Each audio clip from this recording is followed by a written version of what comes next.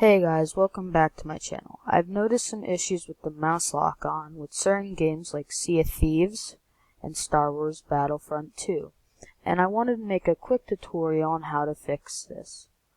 The problem for me was this cord was being overlaid with the game and my mouse was still sensing Discord. To fix this, you have to go to the bottom left-hand corner of the Discord app, and right next to mute and deafen you will find user settings. When you go into user settings, go down to app settings and go into overlay.